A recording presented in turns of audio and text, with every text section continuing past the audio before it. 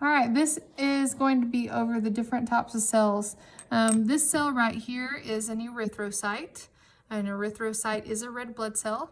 When we talk about an erythrocyte, you can notice that there's no nucleus. Erythrocytes eject their nucleus. We also say that they are a biconcave disc. So this is actually concave on this side, and biconcave, it's also concave on the other side.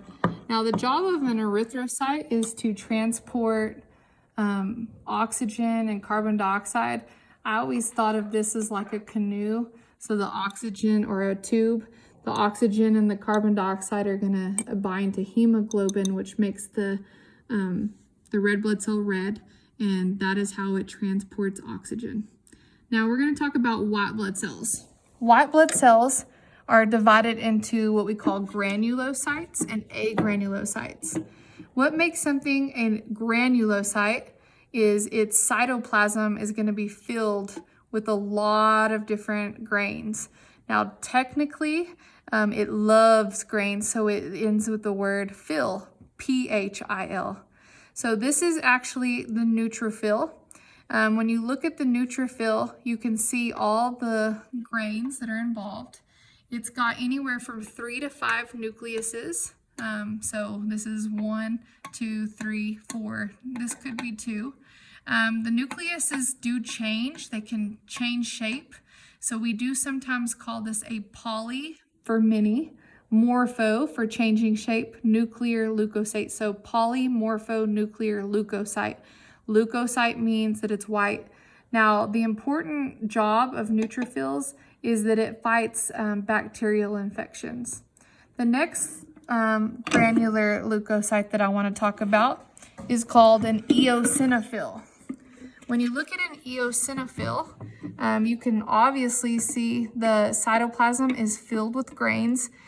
These do dye like an orange color, but when looking at the nucleuses to help you identify an eosinophil, these are bilobed meaning 2. Now, the function of an eosinophil is to basically fight parasitic worms and allergies. That's the major job of the eosinophil. All right, the third granular leukocyte is called a basophil. Now, basophil always are going to have cytoplasmic granules that are dyed dark blue or violet. Basophil are very dark. Half the time you don't even see the granules, but again, phil means it's filled up with grains, a granular leukocyte. Now, the nucleus is S-shaped. When we talk about the basophil, its primary job is to mediate inflammation. It's going to basically produce histamine and heparin, which is going to basically trigger an inflammation response. So you have 3 granular white blood cells called neutrophil, eosinophil, and basophil. So the next class of leukocytes that we're going to discuss are called agranular leukocytes. Now, they aren't really agranular, however, they don't have very many granules. This model is a little overzealous in giving you grains, but this one is the largest of all of your white blood cells, and it is agranular. This one is actually called a monocyte. Now, the way that you can distinguish a monocyte from others is it always has this characteristic U-shaped nucleus.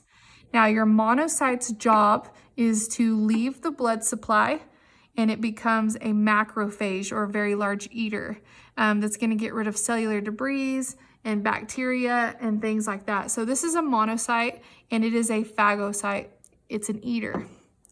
Now, the last agranular leukocyte is going to be a lymphocyte. Now, a lymphocyte can either be a B cell or a T cell.